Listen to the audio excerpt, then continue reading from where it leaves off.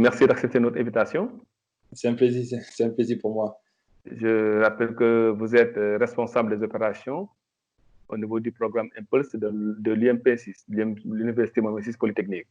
Oui, tout à fait. Alors, le Impulse est un programme d'accélération unique développé par l'Université Mohamed VI Polytechnique et soutenu par le groupe OCP, sa filiale Afrique, OCP Africa et Max. Tout à fait. Alors, avant la pandémie du Covid-19, vous étiez dans une dynamique vraiment dans ce programme-là pour faire beaucoup de choses. Malheureusement, la pandémie est arrivée et tout est arrêté. Alors, la première question que j'ai envie de vous poser, monsieur Armand, c'est où en est le programme Impulse et à quel niveau il a été impacté par le Covid-19? D'accord. Donc, comme vous l'avez dit, alors c'est un programme de l'UMCP en collaboration avec le groupe OCP. Et c'est un programme qui a démarré en janvier 2020 et on avait organisé déjà trois bootcamps. On comptait en faire 5, mais quand la pandémie a démarré, on avait un bootcamp qui était prévu pour fin mars.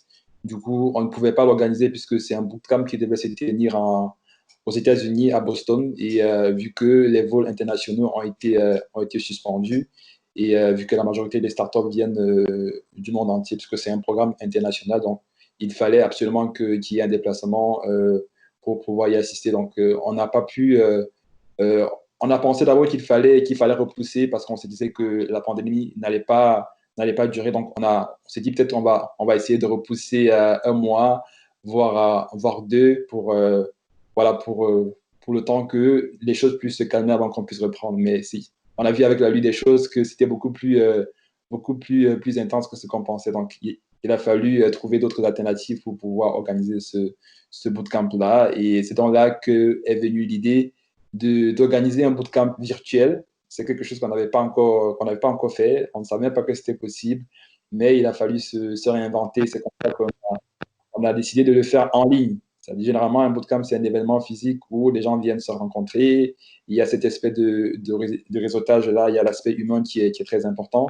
Mais voilà, puisqu'on n'avait pas le choix, on dit voilà, on va animer les sessions en ligne, c'est-à-dire que les entrepreneurs se connectent sur une plateforme virtuelle comme celle qu'on est en train d'utiliser actuellement. Et il y a un intervenant, un mentor qui anime les sessions, qui anime les ateliers. Et les entrepreneurs suivent et à la fin, ils peuvent poser les questions qu'ils ont. Donc, c'est un peu ça le changement qu'on a dû faire sur le programme.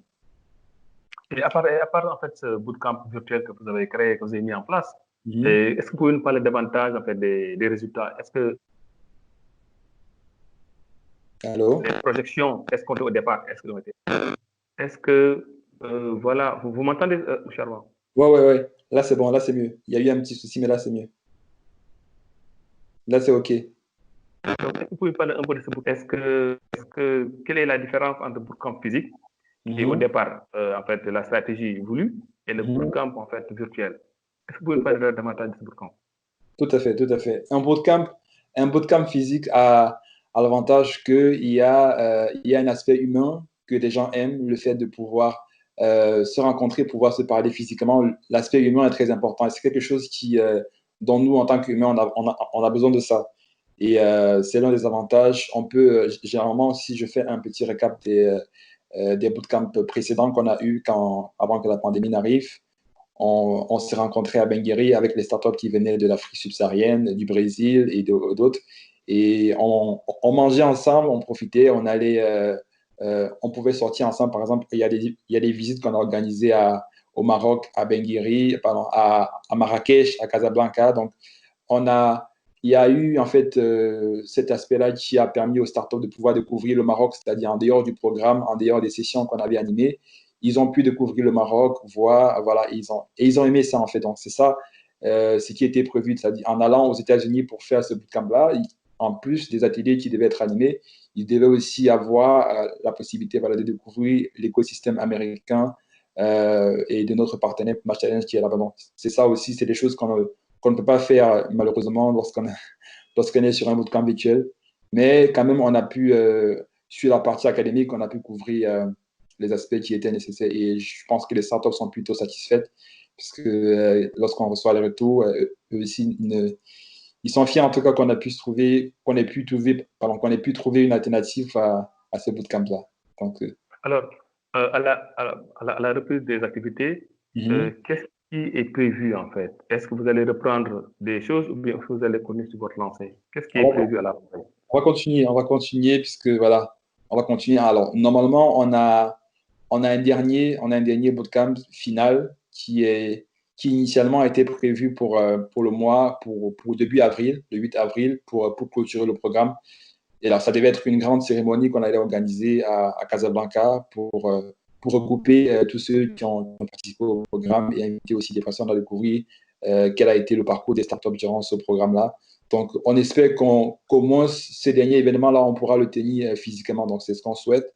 Espérons que les choses évoluent très positivement dans les prochains jours. Donc, on va plutôt aller dans la continuité. D'accord. Merci beaucoup en tout cas, M. Amatamafo. Merci à vous. Vous êtes responsable des opérations au niveau du programme Impulse, parrainé par le groupe OCP, Africa et Challenge. Merci beaucoup. Merci à vous.